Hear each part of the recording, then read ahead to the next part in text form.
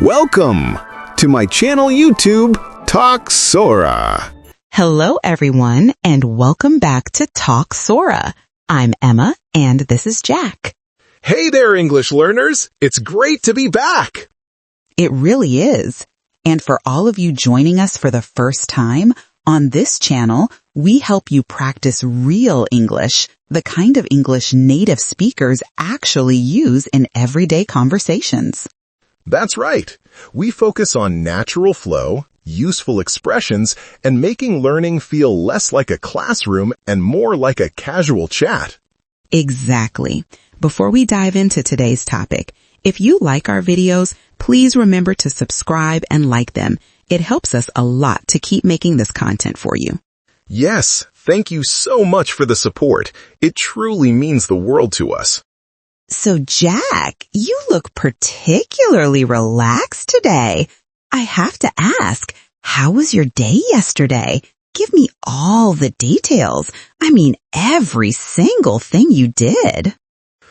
Oh, Emma, yesterday was a bit of a roller coaster, to be honest. It started out promising.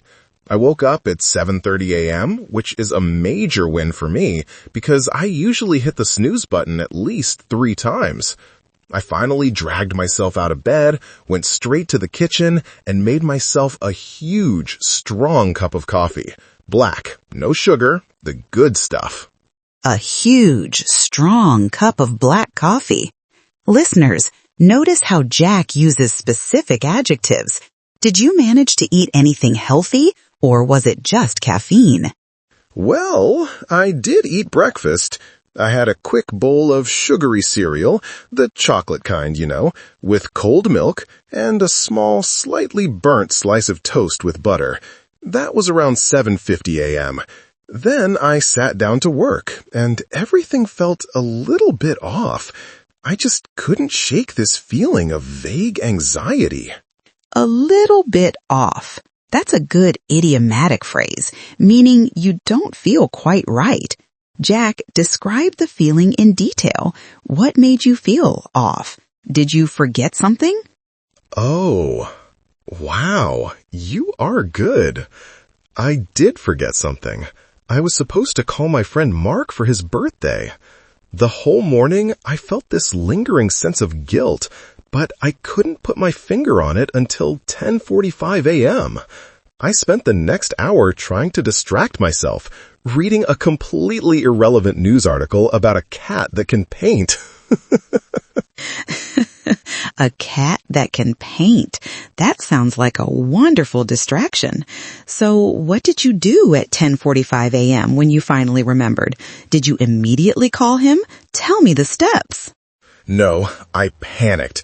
I sent him a super long, slightly embarrassing text message apologizing profusely and explaining that my brain was clearly not working. I even included 3 different happy birthday gifs, hoping the cuteness would make up for my terrible memory. I then spent the rest of the day checking my phone every 5 minutes, waiting for his reply. It really ruined my focus. That's a feeling I want to talk about, that specific kind of anxiety and guilt. Ah, Jack, that's a perfect lead-in. Your detailed story about feeling a little bit off because of a mistake really highlights the difficulty many English learners face. How do we talk about these complex, specific emotions in a way that sounds natural? Right. It's easy to say, I am happy or I am sad. But what about when you are frustrated or overwhelmed? Exactly. Today, we're focusing on how to talk about your feelings in English for natural conversation practice. We'll give you the vocabulary and sentence structures you need to express everything from small daily annoyances to major life stress. Are you ready to dive in? I'm ready. Let's get into it. So, Jack, in the first segment, you talked about feeling guilty and anxious about forgetting your friend's birthday. That's a good start. But let's move on to a common but much bigger problem that I know you experience often, dealing with a massive workload. Oh, don't remind me. I feel tense just thinking about it. Exactly. We often default to saying, I'm stressed, but native speakers use much more precise vocabulary to truly convey the gravity of the situation. Can you tell me about the moment you looked at your project list last week? Go into full detail. Okay, last Thursday, I walked into the office. I got there at 9:02 a.m., 2 minutes late, thanks to the slow elevator. I opened my laptop, and the first thing I saw was my to-do list for the month. I had 5 major reports due, plus that small side project about the company picnic, and I still hadn't even answered 40 emails from Monday. I looked at the sheer volume of tasks, the deadlines flashing red, and the amount of typing I had to do, and I just felt this huge weight pushing down on my shoulders. I couldn't move. I literally just stared at the screen for 10 solid minutes, sipping my cold leftover coffee. I thought, I am stressed. Stop right there, Jack. I am stressed is okay, but it doesn't capture the full picture of you staring blankly for 10 minutes, right? That feeling, the one where you have so much to do that you feel paralyzed and mentally drowned, that's called feeling overwhelmed. Overwhelmed? That sounds much more accurate than just stressed. It sounds heavier. It is. Listeners, we've found our first key vocabulary word, overwhelmed. When you are overwhelmed, it means you have too many things to deal with, too much emotion, too much work, too many choices, that it becomes difficult to cope. You feel completely submerged. I felt completely overwhelmed when I started learning a new language, managing a new project, and planning a wedding all at the same time. See how detailed that is? That makes sense. Okay, let me try a sentence. Example, Jack's turn. I was completely overwhelmed by the number of different types of cheese in the supermarket, so I just bought the first one I saw. That's a great example, Jack. It applies to small things too, not just big ones. Now, listeners, repeat the word after me, slowly. Overwhelmed. Overwhelmed. Good. Now, let's go back to your story. After you felt overwhelmed by the to-do list, what happened next? Did you manage to send that first report? Yes, I finally sent the first report, the really big one that was due at noon. The second I clicked send, I leaned back in my chair, closed my eyes, and took the deepest breath I'd taken all day. I felt all that tightness in my neck and shoulders just melt away. That was a wonderful, light feeling. That light feeling after a difficult task is what we call relieved. That's our second word. To feel relieved means to be happy because something difficult or unpleasant has not happened or has ended. It's the feeling of tension suddenly lifting. When the doctor called and said the test results were negative, I felt incredibly relieved and went straight home to relax with a cup of chamomile tea. Ah, I love that word. It's such a descriptive feeling. Example, Jack's turn. I felt extremely relieved when the noisy dog next door finally stopped barking after 3 hours of constant noise. Perfect. Listeners, repeat the word after me. Relieved. Relieved. Fantastic. Now, imagine you had spent 4 hours writing that report, only to have your computer suddenly crash and you lost the last 2 hours of work. How would you feel then, Jack? Oh no, that is my worst nightmare. I would feel like screaming. I would be so angry and tense. You'd be frustrated. That's our third word. To be frustrated means feeling or expressing annoyance and impatience because of difficulty in achieving something. You feel blocked or thwarted. The children became very frustrated when they couldn't fit the last piece into the difficult jigsaw puzzle, and they finally gave up. I know that feeling all too well. Example, Jack's turn. I get really frustrated trying to assemble flat-pack furniture when the instructions are only in pictures and half the screws are missing. That is a very specific frustration. Listeners, one more time, repeat. Frustrated. Frustrated. Great job. We've learned overwhelmed, relieved, and frustrated. Now we can talk about feelings with much more detail. Jack, we've gotten really good at naming our feelings. Overwhelmed, relieved, frustrated. But the next and arguably more important step in communication is explaining why you feel that way. Yes, that's where I usually stop. I just say, I'm frustrated, and then I change the subject. I don't like going into the details about the why. And that's a perfect example of our behavioral difference. I, as a host who enjoys structure, tend to process emotions by writing them down. I have a journal and I'll write, I felt angry today because my yoga class was canceled last minute, and that really bothered me because I was looking forward to that specific relaxation. It gives me clarity. See, I do the exact opposite. If I'm feeling angry, disappointed, or frustrated, I tend to bottle things up. I just tell everyone I'm fine, even when I'm clearly not. I think if I don't talk about it, the feeling will just go away. Bottle things up. Listeners, that's a super useful idiom. It means to deliberately keep feelings or complaints hidden. But Jack, why do you bottle things up? Tell me the reason in detail. Why? Well, first, I don't want to bring anyone else down with my negative energy. Second, it takes too much effort to explain the details, like my frustration with the flat-pack furniture. Do I really need to spend 5 minutes telling my friend about the missing screws and the confusing pictures? Why is explaining the why so important? That's a great why. And here is my detailed answer. Helps you solve the problem and gives you better English practice. We use specific structures for this. Let's look at 3 powerful sentence structures. That really bothers me because this is direct and clear. Jack, try it. Tell me why the lost report bothered you. Okay, that really bothers me because I spent 2 hours focused on it, skipping lunch just to finish it. And now I have to stay late tonight, missing the basketball game. Excellent, Jack.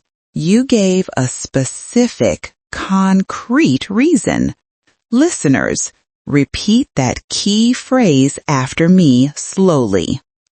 That really bothers me because.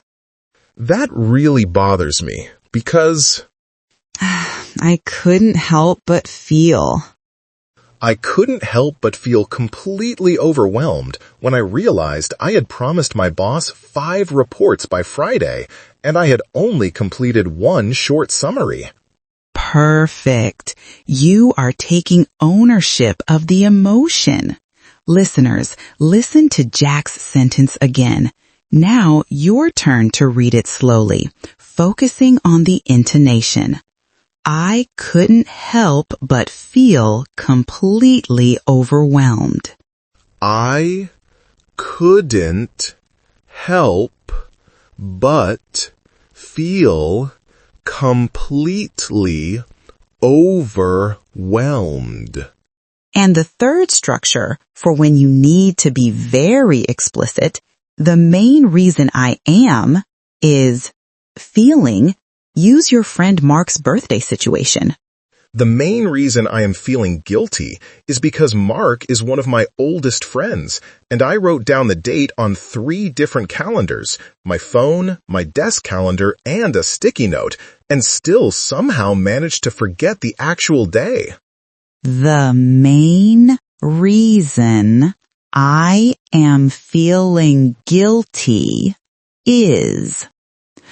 The main reason I am feeling guilty is. The main reason I am feeling guilty is...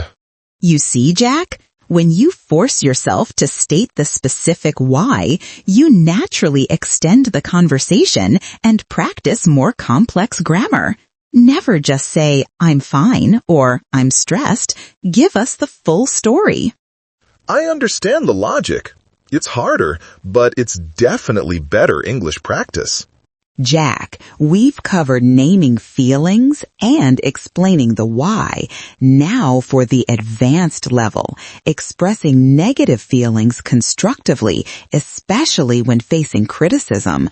This requires carefully chosen, polite phrases. Oh no, this is the worst. My instinct is either to shout, which is unprofessional, or to clam up completely and just agree, even if I think the criticism is unfair. Exactly. We need a middle ground. So let's practice. I'm going to be your manager, Ms. Thompson, and you are Jack, receiving an email about the big marketing project you just finished. Ms. Thompson is saying your report was too focused on historical data and lacks a forward-looking strategy. This makes you feel frustrated and a little misunderstood. Okay, I'm ready. I'm taking a deep breath. Jack, thanks for submitting the quarterly marketing report. Upon review, I feel the data analysis is solid, but the conclusion lacks actionable steps. We need more forward-looking strategy. Can you rework the final section by tomorrow morning? Miss Thompson, thank you for the prompt feedback. I have to say, I feel somewhat misunderstood regarding the report's conclusion. I feel somewhat misunderstood. Excellent, Jack. It's polite and specific. Now, explain why you feel that way without sounding aggressive. Use a long, detailed explanation. Well, I feel somewhat misunderstood because the report was designed to focus heavily on the Q2 performance, which was mostly historical data, as requested in the initial brief from the team meeting last week. I made sure to include 3 full pages dedicated to the sales figures for July and August, which is critical for context. That's a good explanation. Now, ask me a specific, clarifying question. This shows you are interested in solving the problem, not just complaining. Use the structure, could you clarify that point about? Okay, could you clarify that point about the lack of a forward-looking strategy? Specifically, I spent a whole section detailing the plan for new social media engagement for Q4. I am wondering if those 3 specific bullet points on Instagram Reels were not detailed enough. Could you clarify that point about the lack of a forward-looking strategy? Fantastic use of language. Listeners, repeat that key question slowly. Could you clarify that point about? Could you clarify that point about? Ah, I see your point, Jack. Yes, the Instagram Reels were mentioned, but they were listed under the budget allocation section, not the strategy implementation section. I was expecting a dedicated section. I understand now. I'm quite disappointed with how I organized that section then, but I am certainly willing to fix it. I'm quite disappointed with my organization, but not my content. I can reorganize those points into a separate, dedicated section called Q4 Strategy, and I can submit that revised section to you within 2 hours. I'm quite disappointed with. Listeners, repeat that sentence, focusing on the calm tone. I'm quite disappointed with. I'm quite disappointed with. You handled that beautifully, Jack.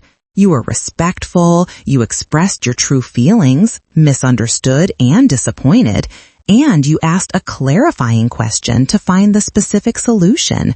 You didn't just bottle it up or get defensive. That felt so much better than just saying, "Okay, sorry, I'll fix it." It took longer to say, but it was much more productive. Welcome to our review segment. This is the most important part because it helps solidify the 10 most useful English expressions and words we learned today about talking about your feelings. I need this. I'm going to try to remember all the definitions and create the funniest examples possible. Excellent goal, Jack. Let's start with the phrase you used when you forgot Mark's birthday and you just didn't feel right. What was that phrase? Ah, I remember. It was feeling a little bit off. Correct. A little bit off. Jack, give us the definition of a little bit off one more time, using your own words.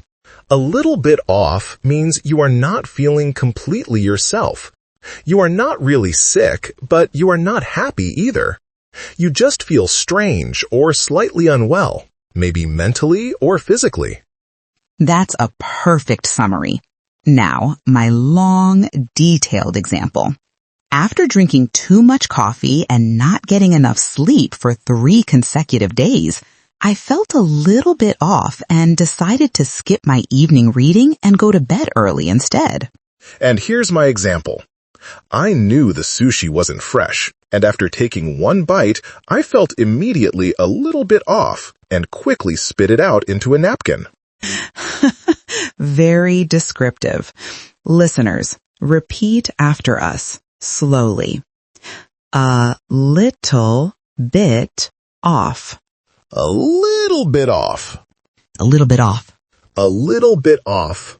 Number 2, the intense feeling you had when you saw that giant, impossible to-do list. That was overwhelmed. Jack, your definition of overwhelmed. Overwhelmed means having too much to deal with at the same time, too many tasks, too many emotions, or too much information that you feel completely unable to handle it. You feel buried under the stress. Beautifully explained.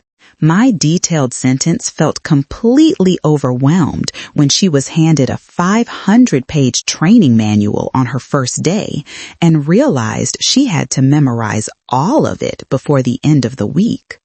My small puppy got completely overwhelmed by the sheer size and volume of the tennis ball basket, and he just sat down and started crying softly. Poor puppy. Listeners, repeat the word slowly. Overwhelmed. Overwhelmed. Overwhelmed. Overwhelmed.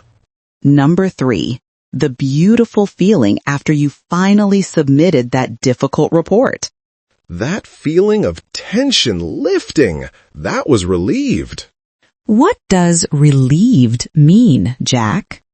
Relieved means feeling happy and relaxed because a stressful or unpleasant situation has ended or been avoided. It's a sudden sense of lightness. When I realized I had left my keys inside the coffee shop, but then the kind barista found them and kept them safe for me until I returned, I felt enormously relieved.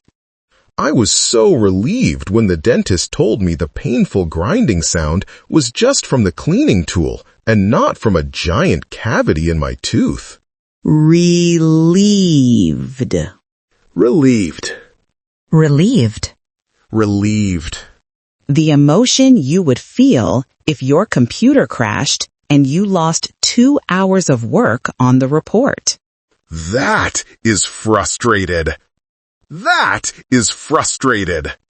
To be frustrated is to feel annoyed and impatient because you are being prevented from doing what you want or achieving a goal. Things are blocking you. After spending 30 minutes navigating the automated phone menu and constantly being cut off before I could speak to a real person, I became incredibly frustrated and hung up the phone. I got so frustrated trying to peel a hard-boiled egg that kept breaking into tiny little pieces that I just threw the whole thing in the bin and ate toast instead. Frustrated. Frustrated. Frustrated. Number 5, your bad habit of hiding your feelings instead of sharing them.